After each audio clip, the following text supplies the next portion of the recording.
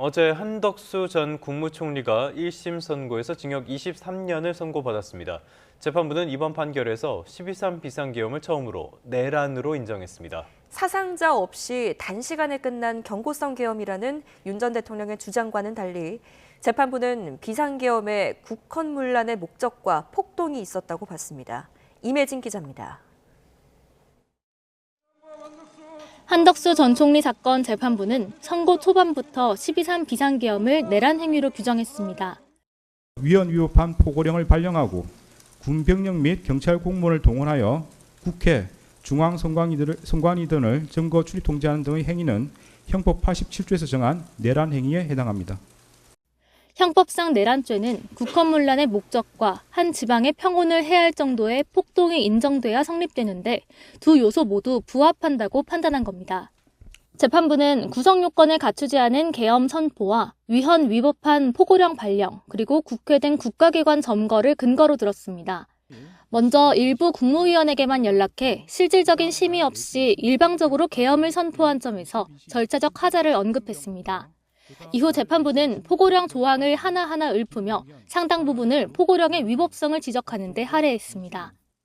헌법과 법률의 기능을 소멸시키려는 목적, 즉 국헌을 문란하게 할 목적으로 발령한 것이고, 특히 정당 활동과 집회 시위 등 일체의 정치 행위를 금하고 언론 출판을 사전 검열한 데 이어 이를 어길 시 영장 없이 체포하는 등 처단할 수 있다는 대목에 주목했습니다.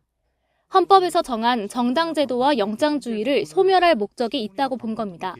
재판부는 폭동의 범위도 넓게 인정했습니다. 무장군인과 경찰을 동원해 국회와 중앙선관위 등을 점거하고 영장 없이 압수수색한 점을 들었습니다.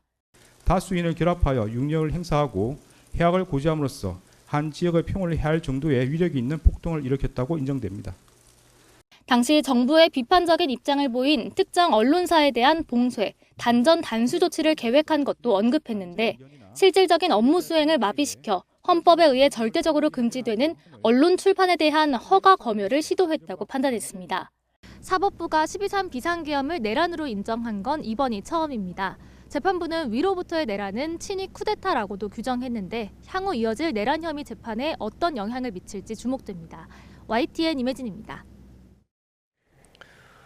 법원은 대통령실 CCTV를 근거로 한덕수 전 총리가 계엄 선포에 동조했다고 판단했습니다.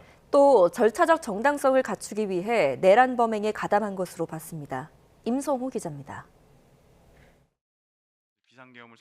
윤석열 전 대통령이 대국민 담화 발표를 위해 이동할 때 함께 나갔던 김용현 전 장관이 다시 들어오자 한덕수 전 총리가 김 전 장관이 놓고 간 문서를 건넵니다. 재판부는 이 모습을 포함해 계엄 직전 대통령실 CCTV를 근거로 한 전 총리가 계엄에 동조한 거라고 판단했습니다. 윤석열이 비상계엄을 선포하러 나갈 때에도 윤석열을 만류하지 않았고 오히려 윤석열에게 국무회의 심의를 마쳤다는 취지로 고개를 끄덕였습니다.